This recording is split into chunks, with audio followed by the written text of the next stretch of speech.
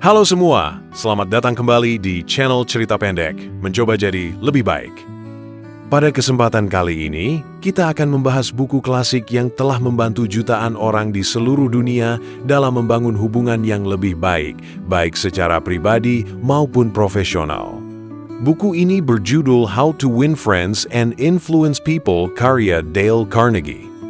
Buku ini pertama kali diterbitkan tahun 1936. Tapi prinsip-prinsipnya tetap relevan hingga hari ini. Buku ini terbagi dalam 4 bagian yang mana dari masing-masing bagian dijelaskan bab-bab yang lebih terperinci. Sebelum kita mulai, mari luangkan waktu sejenak untuk subscribe channel ini agar teman-teman bisa mendapatkan notifikasi konten-konten terbaru yang bisa membantu untuk menjadi pribadi yang lebih baik. Sembari melihat video ini, Anda bisa menyiapkan alat tulis untuk membuat catatan Anda sendiri. Catatan dapat membuat proses belajar dan mengingat informasi menjadi lebih mudah dan efisien.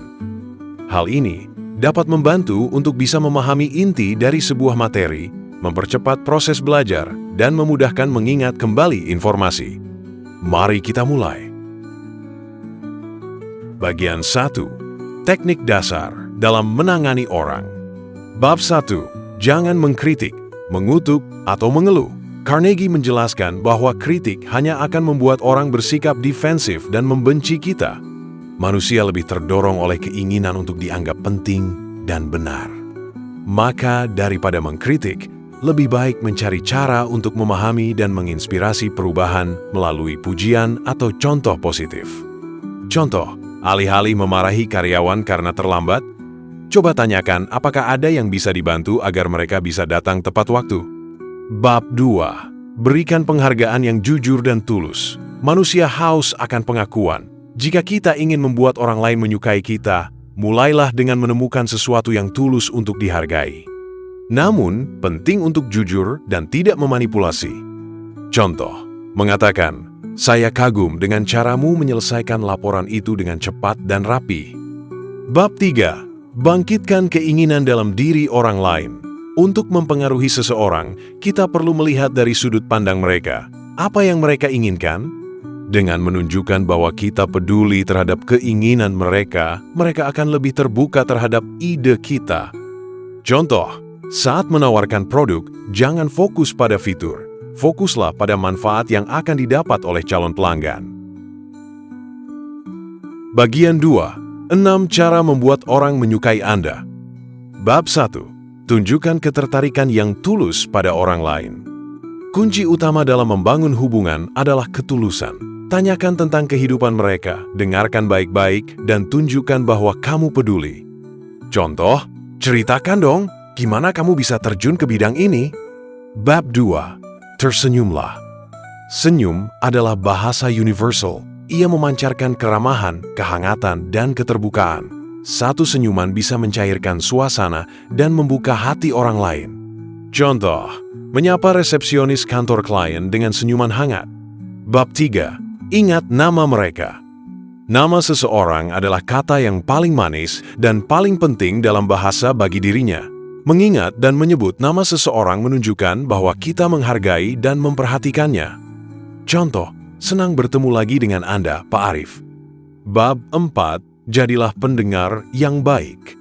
Dengarkan dengan tulus. Biarkan orang lain bicara tentang diri mereka. Kebanyakan orang hanya ingin didengar dan dihargai. Contoh, saat rekan kerja curhat tentang masalah di rumah, dengarkan tanpa menginterupsi atau menggurui.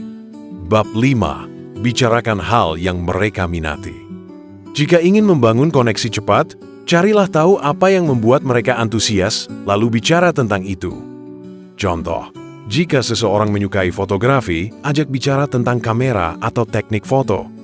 Bab 6. Buat orang lain merasa penting dan lakukan dengan tulus. Setiap orang ingin merasa istimewa.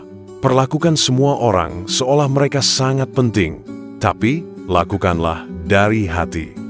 Contoh, mengucapkan terima kasih pada satpam yang selalu menyapa Anda setiap pagi.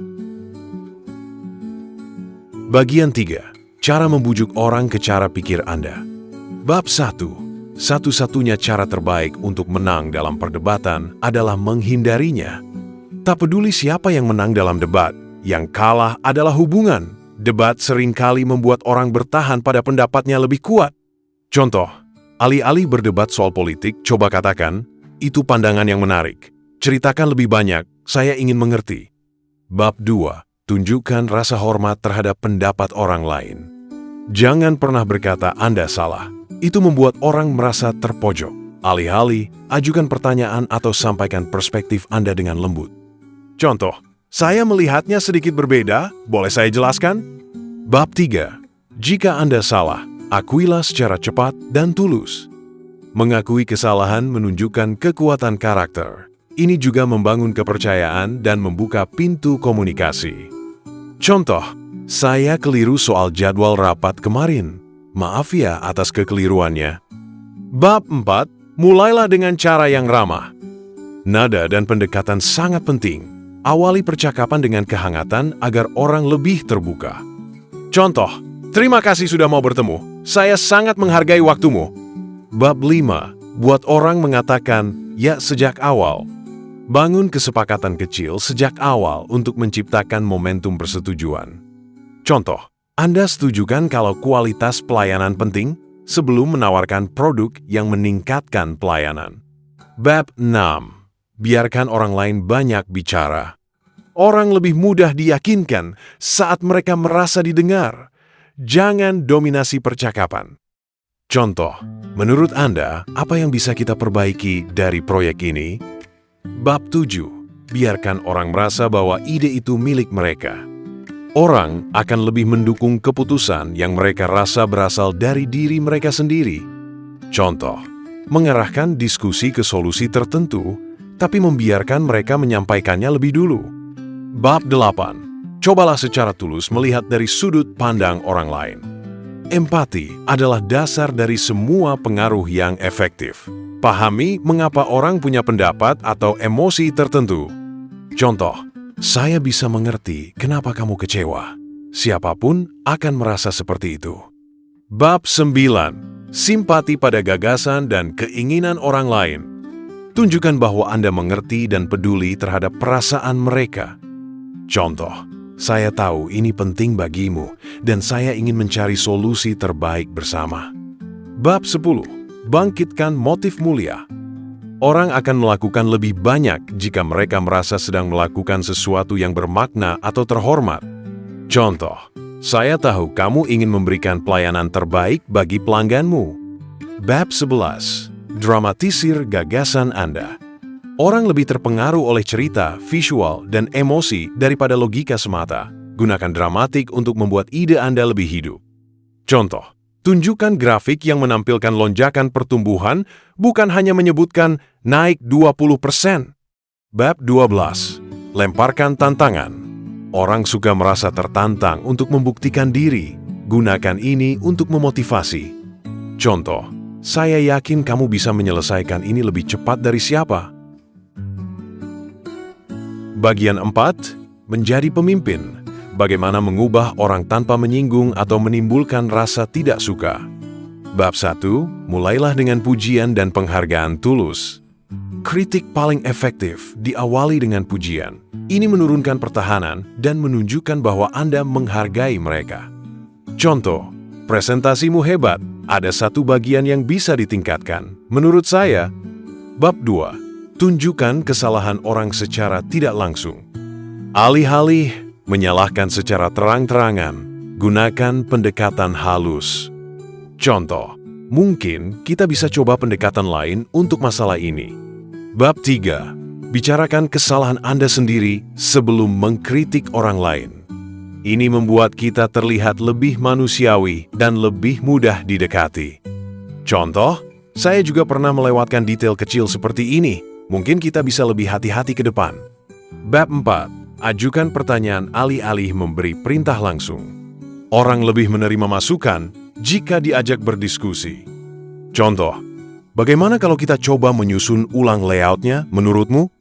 Bab 5. Biarkan orang menyelamatkan muka. Jangan mempermalukan orang, jaga harga diri mereka. Contoh, memberi masukan secara privat bukan di depan umum. Bab 6. Puji setiap perbaikan sekecil apapun. Dorongan positif jauh lebih efektif daripada kritik berlebihan. Contoh, senang sekali kamu mulai mencoba pendekatan baru dalam pelayanan pelanggan. Bab 7. Berikan reputasi yang bisa mereka jaga. Beri orang kepercayaan diri dengan membingkai harapan positif. Contoh, saya tahu kamu orang yang teliti dan bisa diandalkan, jadi saya percaya tugas ini aman di tanganmu. Bab 8. Gunakan dorongan dan buat kesalahan terlihat mudah diperbaiki. Bangkitkan semangat, bukan rasa takut. Contoh, saya yakin kamu bisa menyelesaikannya. Ini cuma butuh sedikit penyesuaian. Bab 9. Buat orang senang melakukan apa yang Anda inginkan. Hubungkan tugas dengan manfaat bagi mereka, bukan hanya untuk Anda. Contoh, kalau kamu bisa memimpin proyek ini, itu akan jadi nilai tambah besar buat karirmu. Buku How to Win Friends and Influence People bukan hanya panduan komunikasi, tetapi juga filosofi tentang bagaimana memperlakukan manusia dengan hormat, empati, dan ketulusan. Dale Carnegie menunjukkan bahwa hubungan yang baik adalah kunci sukses dalam hampir semua bidang kehidupan. Semoga konten ini bisa memberi wawasan dan inspirasi untuk membangun hubungan yang lebih kuat dan bermakna. Jangan lupa like, share, dan subscribe untuk konten pengembangan diri lainnya. Sampai jumpa di video selanjutnya.